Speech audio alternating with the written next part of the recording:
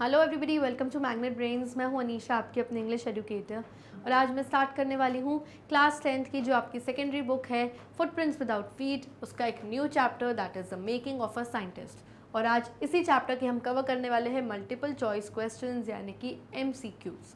लेकिन उससे पहले एक छोटी सी पीस ऑफ इन्फॉर्मेशन कि मैग्नेट ब्रेन्स एक ऐसा प्लेटफॉर्म है जहाँ पे किंडरगार्टन से लेके क्लास 12 तक सभी क्लासेस के सारे ही सब्जेक्ट्स के वीडियोस फ्री ऑफ कॉस्ट आपके घर पहुँच रहे हैं। जी हाँ, आपने बिल्कुल सही सुना कि मैग्नेट ब्रेन्स क्वालिटी एजुकेशन बिल्कुल मुफ्त में, बिल्कुल फ्री में आपके घर तक पहुँचा रहा है। एंड आपको कुछ नहीं करना, सिर्फ आना and just come and learn from our videos. इसी के साथ चलिए स्टार्ट करते हैं इस चैप्टर के multiple choice questions. Question number 1, who is the writer of the lesson the making of a scientist. ये जो लेसन हमने पढ़ा है the making of a scientist, इसके राइटर यानी इसके लेखक कौन है। आपके सामने 4 ऑप्शंस गिवन है, जो सही ऑप्शन है या जो सबसे करेक्ट ऑप्शन है आपको उसे चूज करना है। Option A Ruskin Bond, option B Robert Arthur, option C Robert W Peterson, या ऑप्शन डी रडॉय रैलन। तो क्लियरली अगर आपने मेरे एक्सप्लेनेटरी वीडियोस देखे हैं या मेरे MIQs यानी कि मोस्ट इंपॉर्टेंट क्वेश्चंस के जो वीडियो है वो देखें, या गलती से भी अगर आपने एक बार भी बुक अपनी खोल ली होगी तो विद इन अ सेकेंड आप मेरे इस क्वेश्चन का आंसर कर देंगे। That is clearly option number C, Robert W Peterson इस चैप्टर के राइटर हैं। So option C is the right option for this question.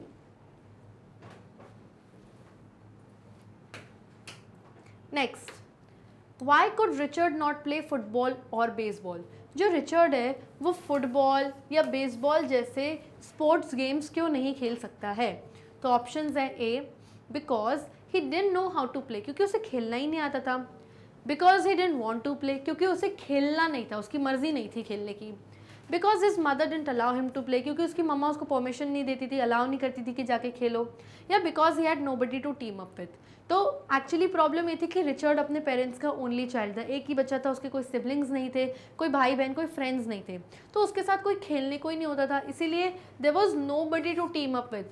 Football और बेसबॉल ऐसे स्पोर्ट्स हैं जिसमें टीम यानी बहुत सारे मेंबर्स की ज़रूरत पड़ती है गेम खेलने के लिए, और क्योंकि उसके कोई फ्रेंड्स थे ही नहीं, कोई भाई बहन सिबलिंग थे ही नहीं, तो टीम यानी वो पूरी ग्रुप कैसे बनेगा जिसके साथ वो खेलता, इसीलिए कोई था ही नहीं जिसके साथ वो टीम अप करके खेल पाए। दैट इज़ वाई वो फुटबॉल और बेसबॉल जैसे स्पोर्ट्स नहीं खेल सकता था। ऐसा बिल्कुल भी नहीं था कि उसको आता नहीं था या उसको मन नहीं था या उसकी मॉम ने अलाउ नहीं किया था, ऐसा कुछ भी नहीं था। So option number D is the right option for this question. Next, I was his only companion until he started school. Who said this in the context of the making of a scientist?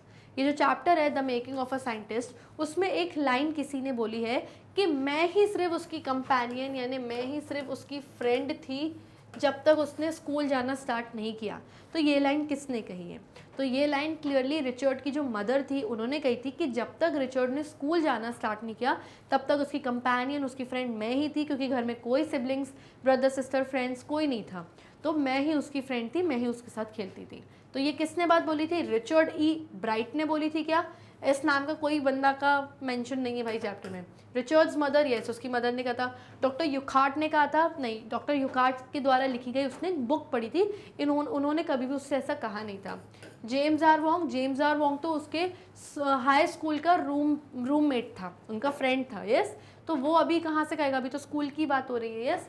तो clearly उसकी mom ने बात कही थी। That means option number B is the right option for this question. Next, among the butterflies that Ebrard captured in his hometown, which were not a part of list. अब क्योंकि एब्राइड के घर में कोई सिबलिंग्स नहीं थे, कोई फ्रेंड्स नहीं थे, तो वो बेचारा अकेला था, कोई गेम नहीं खेल पाता था, तो क्या करता था? तो उसने चीज़ें कलेक्ट करना स्टार्ट करी, यानी इकट्ठा करना, वो एक कलेक्टर बन गया। वो बटरफ्लाइज कलेक्ट करता था, कॉइन्स, फॉसिल्स यानी कि dead remains of plants and animals, rocks, अलग अलग टाइप के पत्थर, ये सब चीज़ें उसने कलेक्ट करना स्टार्ट करी। तो उसके घर के, उसका जो होम टाउन था उसके आसपास, यानी वो कहाँ रहता था? रीडिंग पेंसिल्वेनिया यानी कि यूनाइटेड स्टेट्स ऑफ अमेरिका में जगह है, वहाँ पर ही रहता था। तो इसके घर के आसपास जितनी भी अलग अलग स्पीशीज़, जितनी भी अलग अलग तरीके की प्रजातियों की जो बटरफ्लाइज थी, जो उड़ती थी, ये उनको पकड़ के कलेक्ट करता था अपने पास। तो उसने 25 स्पीशीज़ की बटरफ्लाइज कलेक्ट करी थी, जिनके नामों की जो लिस्ट है वो आपके बुक में मैंशनड है। इनमें से आपको वो स्पीशी को चूज़ करना है जो उसने कलेक्ट नहीं की थी। तो ऑप्शंस हैं बॉक copper, B red admiral, C Perl crescent या डी ओलंपिया। तो क्लियरली उसने रेड एडमायरल को कलेक्ट नहीं किया था। उसने किस किस को कलेक्ट कर लिया था? बॉक कॉपर को कर लिया था, पर्ल क्रिसेंट को कर लिया था, ओलंपिया को कर लिया था, मोनार्क को किया था उसने, वाइसरॉयस को किया था। बहुत सारी अलग अलग टाइप की उसने बर्ड्स बटरफ्लाई स्पीशीज़ को कलेक्ट किया था, लेकिन रेड एडमायरल उसने कलेक्ट नहीं की थी। तो हमें वही चूज़ करना है जो कि रिचर्ड ने कलेक्ट नहीं की थी। That means option number B is the right option for this question. Next, the book Travels of Monarch X told how monarch butterflies migrate to। अब ये जो बुक थी the travels of monarch x, ये doctor यूकार्ट ने लिखी थी। इसमें ये बताया गया था कि कैसे मोनार्क स्पीशीज़ नाम की जो बटरफ्लाई होती हैं वो माइग्रेट करती हैं एक जगह से दूसरी जगह। तो किस जगह ये मोनार्क स्पीशीज़ की जो बटरफ्लाइज होती हैं वो माइग्रेट करके पहुंचती हैं, आपको यहाँ पे उस जगह का नाम फिल करना है। तो ऑप्शंस हैं नॉर्दर्न अमेरिका, बी कनाडा, सी सेंट्रल अमेरिका या डी पेंसिल्वेनिया। अब पेंसिल्वेनिया तो वही जगह थी जहाँ पर रिचर्ड रहता था, जाहिर सी बात है। यस, तो क्लियरली यहाँ पे बात करी गई थी सेंट्रल अमेरिका की, कि कैसे मोनार्क्स नाम की जो स्पीशीज़ की बटरफ्लाई हैं ये एक जगह से दूसरी जगह ट्रैवल करती है, यानी माइग्रेट करती है, और कहाँ पहुँचती हैं? Central America. तो नॉर्दर्न अमेरिका एंड कनाडा भी मेंशन नहीं था। That is clearly option number C, Central America is the right option for this question. Next, which project won a bright first prize in the county fair? County का मतलब क्या होता है? Regional. अब बहुत सारे रीजन्स एरियाज़ के fair लगते हैं, यानी साइंस फेयर्स लगते हैं, जहाँ पे बच्चे आते हैं अपने अपने एक्सपेरिमेंट्स लेकर आते हैं और वहाँ पे उनको बेस्ट एक्सपेरिमेंट्स को प्राइजेस भी मिलते हैं। यस, तो कौन से प्रोजेक्ट को प्रेजेंट किया था एब्राइट ने जिसके लिए उसको काउंटी फेयर यानी रीजनल फेयर में फर्स्ट प्राइज मिला था? ऑप्शंस है ए device that showed the golden spots on monarch were producing a hormone necessary for the butterfly's full development। तो क्या ये वो डिवाइस था? एक्चुअली हुआ ये था कि एब्राइट ने अपने एक फ्रेंड के साथ मिलकर एक डिवाइस, एक इंस्ट्रूमेंट बनाया था जिससे ये पता चल जाए कि जो मोनार्क नाम की स्पीशी की जो बटरफ्लाई है उसके प्यूपा पे, उसके ककून पे 12 गोल्डन कलर के स्पॉट्स क्यों हैं। तो इस डिवाइस को बनाने से ये पता चला कि जो 12 गोल्डन कलर के स्पॉट्स हैं प्यूपा पे, मोनार्क प्यूपा पे, वो डेकोरेशन के लिए या फिर सजावट के लिए नहीं है, बल्कि इसीलिए है कि इसमें से एक हार्मोन सब्सटेंस जो है प्रोड्यूस हो रहा है, जो अंदर वो बटरफ्लाई को मिल रहा है, जिसकी वजह से उस बटरफ्लाई का डेवलपमेंट हो रहा है, ग्रोथ हो रहा है, वो बड़ी हो रही है। यस, तो उस हार्मोन जो प्रोड्यूस हो रहा है उन 12 गोल्डन स्पॉट्स में से, उसकी वजह से वो डेवलपमेंट हो रहा है बटरफ्लाई का, तब जाके वो एक अडल्ट बटरफ्लाई में कन्वर्ट हो रही है। तो ये पता लगाया था उन्होंने और डिवाइस बनाया था जिसकी वजह से उनको काउंटी फेयर में फर्स्ट प्राइज मिला था। यस, तो यस ये बात बिल्कुल सही है, लेकिन फिर भी हम और ऑप्शंस देखते हैं। How viceroys look like monarchs. Viceroys भी एक तरीके की स्पीशी है बटरफ्लाई की, मोनार्क भी एक तरीके की स्पीशी है बटरफ्लाई की। अब यूजुअली बर्ड्स क्या करती हैं, वो वाइसरॉय बटरफ्लाइज को खा लेती हैं क्योंकि इनका टेस्ट बहुत अच्छा होता है, लेकिन बर्ड्स इन मोनार्क बटरफ्लाइज को नहीं खाती क्योंकि टेस्ट में अच्छी नहीं होती। तो वाइसरॉय बटरफ्लाइज क्या करती है, मोनार्क बटरफ्लाइज को कॉपी करने की कोशिश करती है ताकि बर्ड्स उनको ना खाएं, in order to protect themselves from birds. तो क्या ये उन्होंने प्रूफ किया था? यस, ये उन्होंने प्रूफ किया था, लेकिन बाद में दूसरे रीजनल फेयर में प्रूफ किया था, इसमें नहीं किया था जिसमें फर्स्ट प्राइज मिले। तो ये वो ऑप्शन नहीं है। Discovery of unknown insect hormone, एक अननोन इंसेक्ट हार्मोन का डिस्कवरी की थी उन्होंने? नहीं, उन्होंने एक डिवाइस बनाया था जिससे पता चल जाए कि प्यूपा, जो मोनार्क प्यूपा, उस पर 12 गोल्डन स्पॉट्स क्यों हैं। तो ये भी ऑप्शन नहीं होगा, ऑल ऑफ दी अबव हो नहीं सकता, क्योंकि क्लियरली हमें हमारा आंसर मिल गया है, which is option number A. Next, which entomology lab did Richard get the opportunity to work at. अब एंटोमोलॉजी का मतलब क्या होता है? मतलब होता है स्टडी ऑफ इंसेक्ट्स, यानी वो साइंटिस्ट जो इंसेक्ट्स के बारे में स्टडी करते हैं, पढ़ते हैं, उनके बारे में रिसर्च करते हैं, वो एंटोमोलॉजी लैब में ही अपनी रिसर्च करते हैं, अपना काम करते हैं।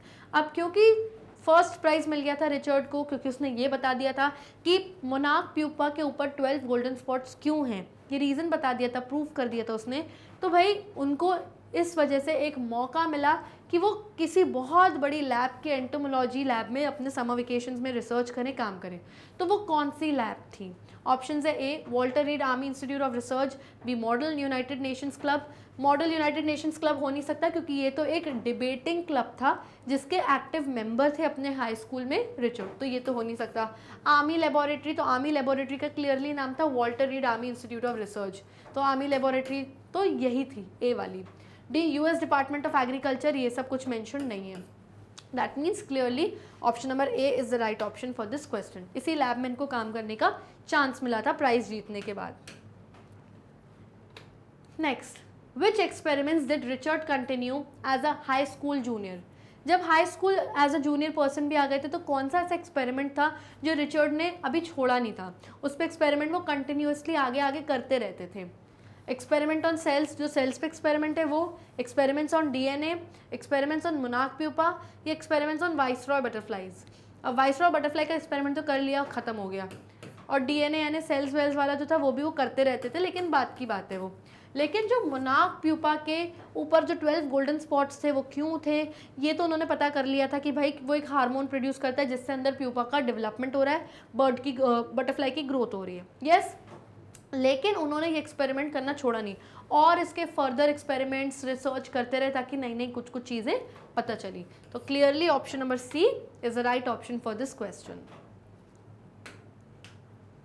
Next, DNA is the substance in the nucleus of a cell that controls dash. अब डीएनए क्या होता है? हर सेल के अंदर उसका एक न्यूक्लियस होता है और इस न्यूक्लियस में एक सब्सटेंस होता है जिसका नाम होता है डीएनए। अब डीएनए क्या कंट्रोल करता है किसी भी ऑर्गेनिज्म में? उनकी हेरिडिटी, यानी एक बच्चा जो होता है वो अपने पेरेंट्स जैसे दिखता है, अपने मदर एंड फादर जैसा दिखता है, उसके फेशियल फीचर्स वगैरह सब उसके पेरेंट्स, उनके बायोलॉजिकल पेरेंट्स जैसे ही दिखते हैं। क्यों दिखते हैं? क्योंकि उनका डीएनए अपने पेरेंट्स से मैच कर रहा है। तो डीएनए क्या कंट्रोल करता है हमारी बॉडी में? ब्लड प्रेशर कंट्रोल करता है, बीपी नहीं भैया। हमारी बॉडी में कोई इन्फॉर्मेशन, कोई ज्ञान की बात, वही कोई ज्ञान की बात नहीं है।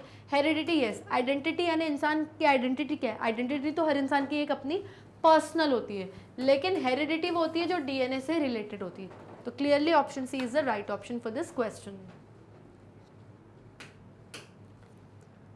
Next, mister Werer said for the right reasons he wants to be the best. What did he mean by the given statement? अब मिस्टर वेरर कौन थे? मिस्टर वेरर रिचर्ड के हाई स्कूल के सोशल साइंस के teachers थे जिन्हें Richard बहुत admire करता था, बहुत पसंद करता था, और वो एक एडवाइज़र भी थे रिचर्ड के लिए, यानी वो हमेशा उसको अलग अलग सलाह मशवरा देते थे सही चीज़ों पे।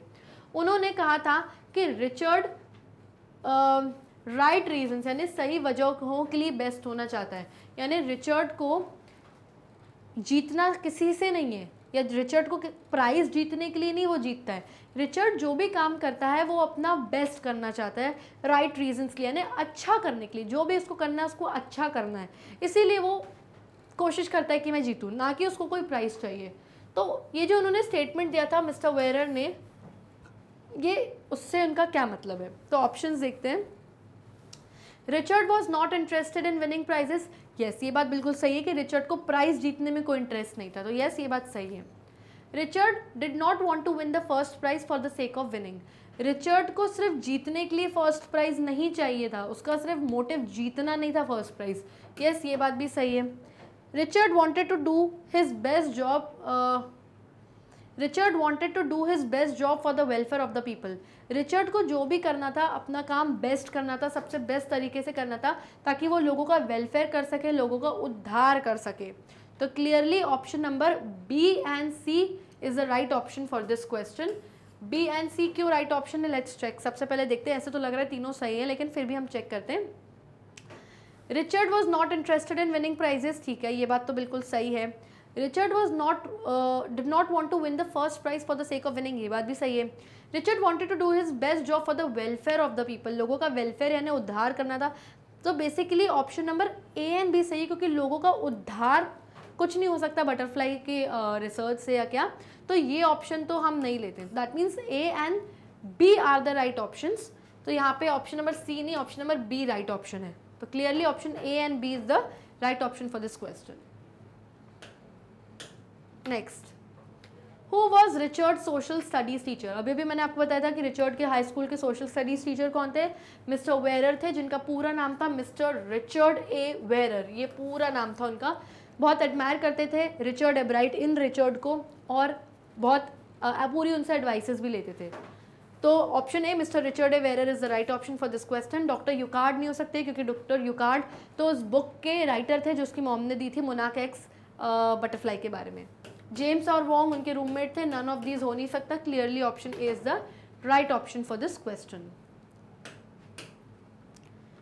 Next, arrange the achievements of Richard एब्राइट from the making of a scientist. ये जो चैप्टर है from the making of the scientist, उसमें रिचर्ड ने बहुत सारी चीज़ें अचीव करी, उनके बहुत सारे अचीवमेंट्स हैं। आपको सीक्वेंस में यानी नंबर वाइज अरेंज करना है कि पहले उन्होंने क्या चीज़ अचीव करी, फिर क्या अचीव करी, फिर क्या अचीव करी, तो आपको सीक्वेंस में चीज़ों को अरेंज करना है। Number 1, try to discover the disease caused by a virus that nearly killed most of the monarch caterpillars every year। तो सबसे पहले उन्होंने क्या डिस्कवर करने की कोशिश की कि मोनार्क स्पीशी की जो कैटरपिलर्स हैं हर साल बहुत सारी मर रही हैं। क्यों? क्योंकि इन लोगों को कोई ना कोई वायरल डिजीज़ हो रहा है। तो उन्होंने ये कोशिश करी जानने की कि इसकी क्या वजह है, क्यों मर रही हैं। पहले इनको लगा कि बीटल नाम का जो इंसेक्ट है वो कुछ वायरस अपने साथ कैरी कर रहा है और उसके प्रेजेंस में मोनार्क कैटरपिलर्स की डेथ हो रही है। लेकिन बाद में उन्होंने प्रूव करा कि नहीं भाई, बीटल्स की प्रेजेंस में नहीं डेथ हो रही, कोई और ही रीज़न है। तो यस, ये चीज़ उन्होंने प्रूव करी थी पहले ही। तो यस, ये नंबर 1 पे सीक्वेंस में ही है। Number 2, started his scientific research about the discovery of the mysterious insect hormone. तो यस, उन्होंने अपनी एक मिस्टीरियस इंसेक्ट हार्मोन के ऊपर भी उन्होंने कोशिश करी थी कि भाई जो मोनार्क बटरफ्लाई है उसके प्यूपा पर 12 गोल्डन स्पॉट्स क्यों हैं। तो उन्होंने ये पता लगाया कि भाई कोई हार्मोन है इन गोल्डन स्पॉट्स पे, जो हार्मोन जा रहा है अंदर प्यूपा में, जिसकी वजह से उसका डेवलपमेंट और उसकी ग्रोथ हो रही है। तो यस, नंबर 2 पे उन्होंने यही चीज़ करी थी।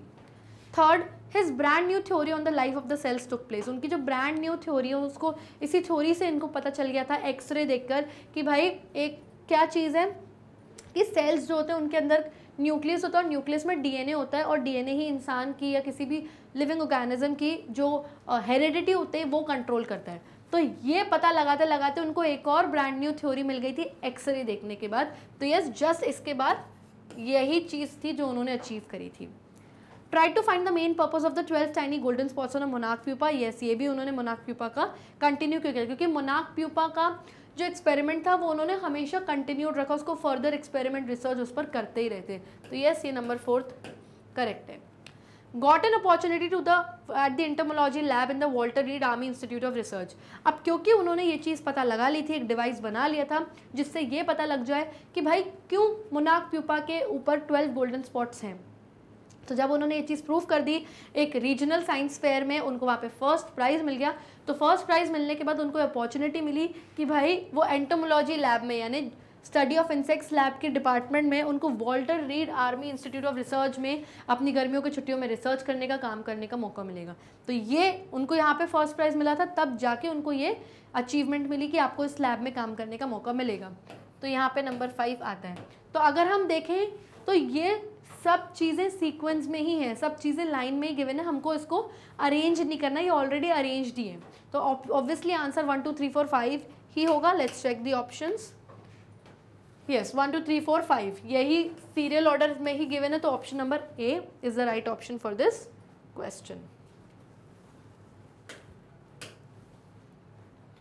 Next, which other qualities than being a scientist did Richard possess. अब रिचर्ड एक साइंटिस्ट तो थे ही थे, उनको साइंस में तो इंटरेस्ट था ही था। और कौन से इंटरेस्ट और कौन सी उनकी हॉबीज़ अच्छी लगती थी, चीज़ें उनको क्या थे, वो हॉबीज़ हमको बतानी है। डिबेटर, क्या वो डिबेटर थे? यानी कोई टॉपिक दे दिया जाता है और आपको उसके फॉर एंड अगेंस्ट में बात करके विन करना रहता है ऑपोजिट टीम से। तो येस, वो डिबेटर भी थे, अपनी हाई स्कूल की डिबेटिंग क्लब्स के एक्टिव मेंबर भी थे। और पब्लिक स्पीकर, येस, वो पब्लिक स्पीकिंग करने का भी उनको शौक था। फोटोग्राफर यानी नेचुरल एंड साइंटिफिक फोटोग्राफी करने का भी उनको शौक था, जिसकी वजह से उनकी मॉम ने उनको एक कैमरा भी लेके दिया था। कैनोइस्ट भी थे। कैनो एक छोटी सी बोट होती है और उसको चलाने वाले बंदे को हम कैनोइस्ट कहते हैं। तो उनको ये कैनोइस्ट भी वो थे, ये सब भी उनको अच्छा लगता था। तो यस, ये सारी चीज़ों को वो अलग से रात में 3-4 घंटे टाइम देते थे और इन चीज़ों के ऊपर भी रिसर्च करते थे। दिन में तो अपनी बटरफ्लाई वगैरह इन सब पे रिसर्च करते ही थे, रात में जो उनके दूसरे इंटरेस्ट होते उस पर भी टाइम देते थे। बेसिकली एक एक्स्ट्रा एफर्ट डालते थे अपनी मेहनत पे। तो चारों ही चीज़ें हैं और चारों ही ऑप्शंस किस में आ रहे हैं? ऑप्शन डी में। यस, 1 2 3 4 इसमें आ रहा है। That means option D is the right option for this question. Next, what is the conclusion of the story the making of a scientist. ये जो स्टोरी है the making of the scientist, इसका conclusion क्या है? Conclusion यानी ending क्या निकलती है, हमें क्या सीख मिलती है इस चैप्टर में से? ऑप्शंस हैं, वी शुड बी परसिवियरेंट, हमें परसिवियरेंट होना चाहिए, यानी हमें एक ऐसा इंसान होना चाहिए कि हमेशा एफर्ट लगाता रहे, हार्ड वर्क करता रहे, मेहनत करता रहे।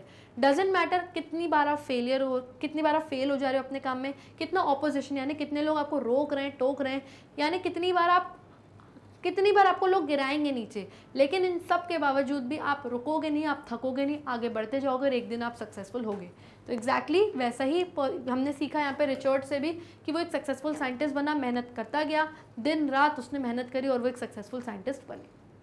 Next, we should be dedicated towards our work. अपने काम को लेके हमें हमेशा डेडिकेटेड होना चाहिए, यानी कि हमें जुड़े हुए, कनेक्टेड रहना चाहिए। मतलब इतना डेडिकेशन होना चाहिए, इतना जुनून होना चाहिए अपने काम को करने के लिए कि आपको और कुछ ना दिखे। तो येस, ये चीज़ भी बिल्कुल सही है रिचर्ड के केस में, और यही हमने इस चैप्टर में पढ़ा। Anyone can become a scientist. अरे कोई भी साइंटिस्ट बन सकता है, बहुत हलवे की बात है। कोई भी साइंटिस्ट ऐसा ही नहीं बन सकता, बहुत मेहनत, डेडिकेशन और परसिवियरेंस की ज़रूरत है, तब जाके इंसान एक साइंटिस्ट बनता है। बोथ ए एंड बी, यानी ऑप्शन ए एंड बी दोनों सही है। तो येस, क्लियरली कॉम्बिनेशन में option D is the right option for this question. Next, select the correct option for 1 and 2। अब यहाँ पे दो स्टेटमेंट्स दिए, स्टेटमेंट 1 एंड स्टेटमेंट 2। इनको पढ़ के आपको सही ऑप्शन चूज करना है बेसिस पे। Sentence 1, Richards mother motivated him and his scientific curiosity. ये रिचर्ड की मदर ही थी जो उनको हमेशा मोटिवेट करती रहती थी, और जो उनकी साइंटिफिक क्यूरियोसिटी थी, यानी कि वो हमेशा क्यूरियस बच्चे थे, हमेशा उनको हर चीज़ जाननी थी कि ऐसा क्यों हो रहा है, कैसे हो रहा है। ही वॉज अ क्यूरियस, जिज्ञासु बच्चे थे वो। तो उनकी मॉम ने उनके मोटिवेट किया, हमेशा उनको इनकरेज किया, अलग अलग इक्विपमेंट्स लेके दिए ताकि वो रिसर्च करें, अलग अलग बुक्स ला के दी ताकि वो अपनी पढ़ाई कंटिन्यू करें। तो येस, ये बात बिल्कुल सही है। Richard was a graduate from Harvard medical school. Yes, Richard Harvard थे, यानी हार्वर्ड मेडिकल स्कूल से ग्रेजुएटेड थे, और अराउंड 1500 बच्चे थे उनकी क्लास में, जिसमें से वो सेकंड आए थे एंड हाईएस्ट ऑनर्स मिले थे उनको ग्रेजुएशन के टाइम। तो येस, ये बात भी बिल्कुल सही है। अब ऑप्शन देखते हैं। 1 is the result of 2। 1 result है 2 का, क्योंकि वो हार्वर्ड मेडिकल स्कूल से पास आउट हुए थे, इसीलिए उनकी मम्मा ने उनको मोटिवेट किया था। तो ये बात बिल्कुल गलत है और उल्टी बताई गई है, तो ये तो नहीं है। 1 and 2 are independent of each other. 1 and 2 दोनों इंडिपेंडेंट है, अलग अलग बातें हैं। भाई ठीक है, उनकी मॉम ने उनको मोटिवेट किया, ठीक है, ये एक बात अलग है। और वो हार्वर्ड स्कूल से ग्रेजुएट हुए थे, वो एक अलग बात है, वो उनकी कॉलेज की बात है। तो यस, हम कह सकते हैं दो अलग अलग बातें हो रही हैं। 2 is the result of 1। 2 is the result of 1 क्यों? वो हार्वर्ड स्कूल से इसलिए ग्रेजुएट हुए क्योंकि उनकी मॉम ने उनको मोटिवेट किया। उनकी मॉम ने उनको मोटिवेट किया था, तो उसकी वजह से वो साइंटिस्ट बन गए थे, और हार्वर्ड स्कूल से ग्रेजुएट होना उनके साइंटिस्ट बनने का पार्ट था। यस, तो ये दो बात अलग अलग ही हो रही है। 1 is true, 2 is false, यानी पहली बात सही है, दूसरी बात गलत है। तो ये पॉइंट भी गलत है क्योंकि दोनों ही बातें सही हैं, which means option number B is the right option for this question. So children, here we come to the end of this session. I hope आपको MCQs बहुत अच्छे से समझ में आ गए होंगे इस चैप्टर के। आप चाहें तो हमारे वीडियोस यूट्यूब पर भी देख सकते हैं, जो वहाँ ना मिले तो हमारी वेबसाइट पर जाइए विच इज़ magnetbrains.com। वहाँ पर आपको हमारे सभी top courses, e notes, e books easily मिल जाएंगी, जिनके लिंक्स आपको हमारे डिस्क्रिप्शन बॉक्स में मिल जाएंगे। सो तब तक के लिए stay tuned, bye bye and take care.